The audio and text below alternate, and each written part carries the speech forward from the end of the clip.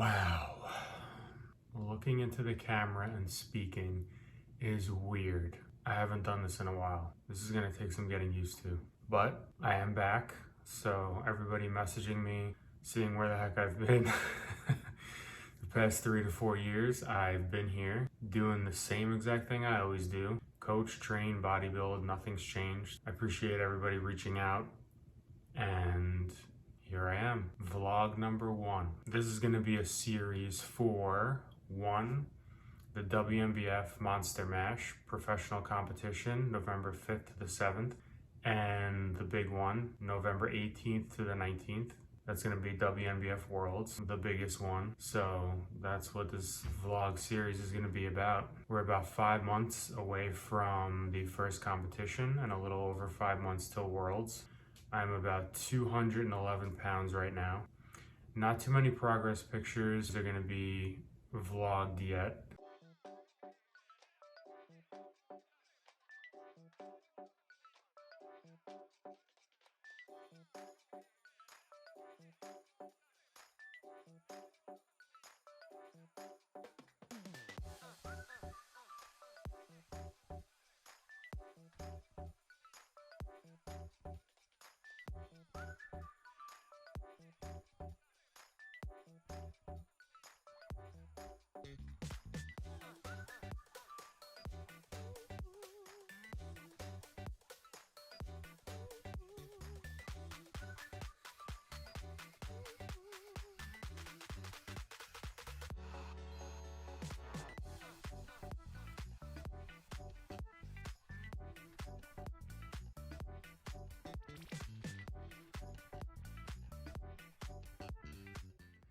I'd like to wait a little bit longer. We're thinking more like 3 months out. We'll start posting more consistent progress pictures. Aside from that, this vlog series are gonna be very real. I sucked at vlogging 4 years ago, and I'm probably just as bad now. That's okay. That's not what this channel is about. This channel is not about perfect lighting, filtered photos. The number one priority is showing you guys someone who has loved bodybuilding for a very long time. And he's trying, why am I talking in third person? He's trying very, very hard to be the best he can be at it. So we're gonna really see how good Mr. Gary, talking in the third person again, is this year at WNBF Worlds. From what I've seen, a lot of amazing coaches and bodybuilders are gonna show up this year. This is gonna be a very, very good year for the WNBF. I'm really looking forward to meeting everybody. Like I said in the past, this community is just unbelievable. Everybody is just such great character and positive and hardworking people. These are the people you wanna be around. This vlog is gonna be as real as I can make it. I want people to see the truth behind really preparing for one of the top drug-free bodybuilding world championships and what it's going to take to get from lean conditioning to world-class conditioning and holding all that muscle we built over the past 4 to 4.5 years. For sure, this is the best off-season I've ever had. There's a few things that you're going to see this time around that you did not see last time. My training has been quite different in terms of the way I execute exercises. In my opinion, I'm training quote-unquote reckless compared to what you used to see me train as. Very, very controlled, not much momentum, not much body English. This time around, there's gonna be momentum. There's gonna be some form breakdown on sets. This is new ground for me that I've never really trained at all. Anyone who's ever trained with me or around me knows my form needed to be textbook, and that's no longer the case. I'm really looking forward to competing this year, representing the WNBF. Myself, being on Team USA is just a dream come true for me, just to be able to compete under my nation's flag in the sport I love more than anything is an honor, and I just thank Bob and Tina very much, the presidents of the WNBF, for keeping this prestigious federation moving forward. There must be over 30 different countries now representing the WNBF. We have some very talented and hardworking athletes in this federation, in this sport. The compliments that I receive from people, I appreciate very much, but there's levels to everything. You could look good or amazing at your local gym or a local bodybuilding competition, and then it just goes up the ladder in terms of competition. So once you get to the top, you know, the WNBF top pro comps and the WNBF worlds, you really get to see like where you're at, and it's very, very humbling.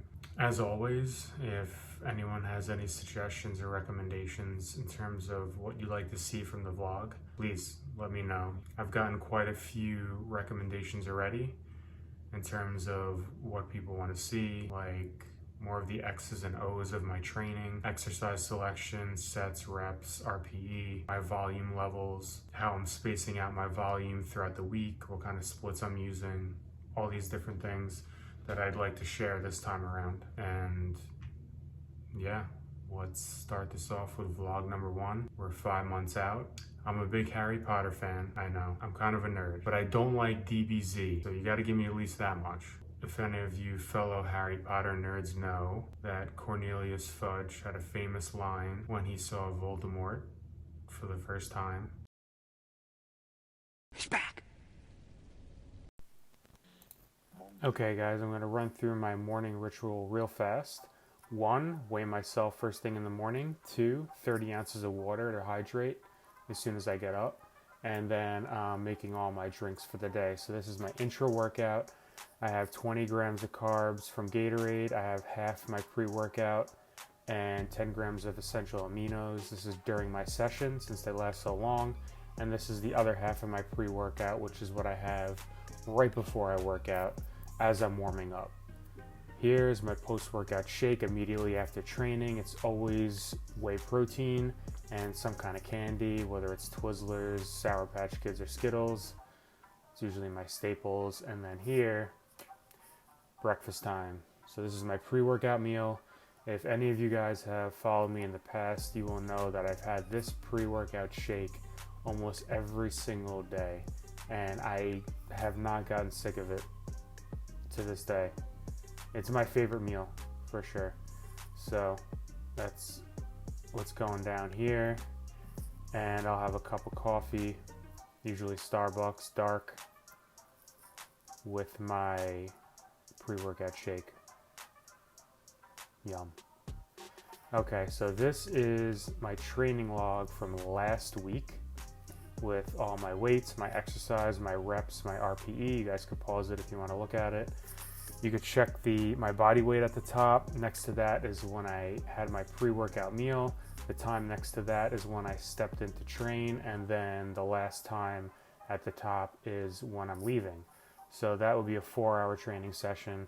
I'll go more in depth on why my training sessions last so long, but you get a good idea right here. Just check out all those sets. That's a lot of sets, ladies and gentlemen. So, and I do a lot of warm-up sets. I don't rush into my sets ever. And yeah, when I'm setting up for my set, it takes a little bit of time, making sure everything's locked down, ready to go. So yeah, this is a 4-hour marathon. Throw my books in, my drinks, my training bag, water, candy, headphones, wallet, keys, all the essentials, and then we begin. So this is the first exercise of the day, barbell seal rows. If you follow me in the past, you'll know I've been doing these for a long time. That bar there, actually I bought recently. It's an Ohio Power Bar. I've wanted one for a long time, so I decided to buy it for the gym. No one has bent it yet, which is awesome. Yes. Monkey. Really making sure to squeeze my glutes as hard as I can. External rotation. Really locking down that back and those lats. And as I talked about earlier. Little body English, a little momentum, that's fine. We're doing a compound lift here. We're trying to move as much weight as we possibly can with everything back there. All of my back is getting worked here. We're not trying to isolate anymore with compound lifts. Those days are over. Here is the dumbbell overhead press. I'm actually supersetting the seal rows and the dumbbell OHP. 4 sets of 8, 83 pounds. Really trying to plant my feet into the ground, creating as much tightness as possible. Driving as hard as I can, taking big breaths in, locking down that core as much as possible. Quite a bit of lumbar extension, but that's okay. You'll see a lot of people doing high incline presses these days, as opposed to more of a 90-degree press like I'm doing here. I might dabble in the higher incline, or I should say lower incline, as opposed to the 90-degree one that I'm doing here. Both definitely could work well. Here's just a lower angle. Looking at my legs, everything's locked down. This set was pretty hard, actually. I tend to take my sets very close to failure these days, even though my volume's high. I'm able to recover from it. Some people, I would say most people, aren't going to be able to recover from the volume I'm doing and the intensity combined, but it's grown me quite a bit these past 4 years. So I rarely get sick, and I am recovering and getting stronger. Those are all good signs. Here, got some lat pull downs. If you could see the stack, you'll notice that red pin. It's called a gym pin, an excellent addition to my Sports Authority bag I bring in the gym every day. It allows me to pack on plates to the weight stack, and I don't have to steal a pin from another machine, so I actually really love this thing.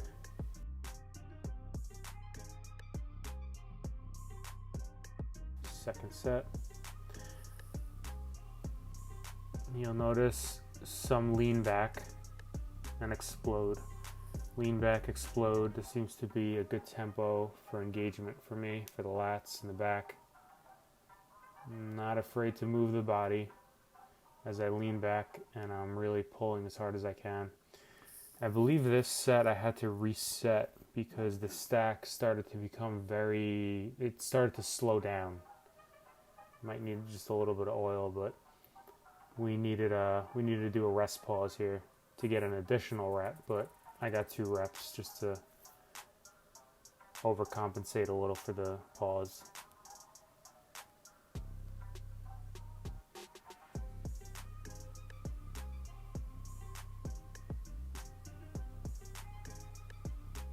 Boom. Cool. Okay. Dumbbell laterals, heavy weight, 55 pounds, but I do use some momentum here. I tell you, I feel it so much more in the lateral head of my shoulders when I execute laterals this way. And they've responded so well, making sure I'm really getting a good squeeze at the top where it's the hardest, and I'm really making sure that the tension is where it should be at the top predominantly. Getting 55 pounds in each hand up there and holding it for a little bit and contracting is definitely quite a good stimulus for me, and that will show up in 5 months on stage for sure. Onto wide cable rows. Starts to be one of my favorite back exercises. Doing some pause work here, really engaging the upper back from the bottom of the rep and retracting as hard as I can, pulling toward my sternum. A little bit of a push off with the legs. Got a really good pump from that, actually. Those pause reps are real nice. On to reverse laterals for the rear delts. A little bit of upper back.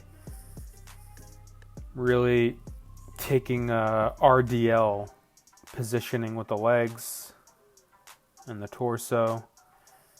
Really trying to stabilize with my glutes and my hamstrings and not my lower back. And driving my hands toward the walls. Another favorite of mine for shoulders. Then onto some arms. Sun's out, guns out. Yeah, all that. Summertime.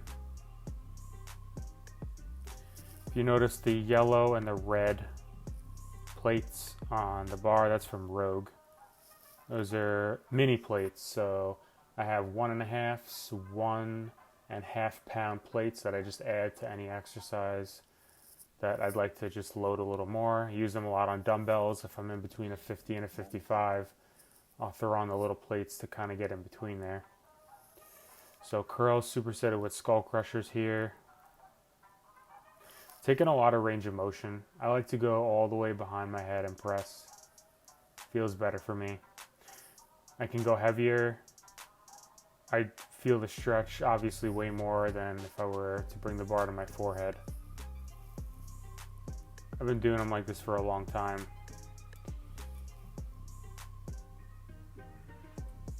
This and I would say angle bar press downs are my favorite for triceps. And yes, so 4 years ago I decided that I didn't want a skinny neck anymore on stage. You know, I always found it kind of odd that people aren't training their neck for bodybuilding. And I have a feeling that a lot of people are going to come around eventually because it is a muscle, it's visible, you'll get separation from your neck to your traps. And if you have an amazing physique, you're well muscled, but your neck's skinny, do you really think that's a complete package? I don't. So Coach Jason doesn't really agree with me training neck, but I'm being bad and I'm continuing with it. Okay, so this is the log for that day. This was a 4.5 hour session. You could count up all those sets. Quite a bit of work, very successful. I am doing double progression model here. As you can see, 8 to 12 reps. So I'm really trying to up the reps as I move into my training block. So I start out with 8 reps and then I'm trying to move the same weight for more reps toward the 12 rep range as I get closer to the end of the block before I deload. On to meal 3. So I had my post-workout shake before this. And then this is my real meal after training. Chicken, veggies, veg packs, another staple for me. Sour Patch Kids, Belvita bar, Z-bar, all that good stuff. Peanut butter. And then the final meal, got some Cocoa Puffs, more veggies, more chicken, Z-bars. As prep goes on, I'm just going to want to devour more and more veggies. That is to fill my stomach up as I get hungrier and hungrier.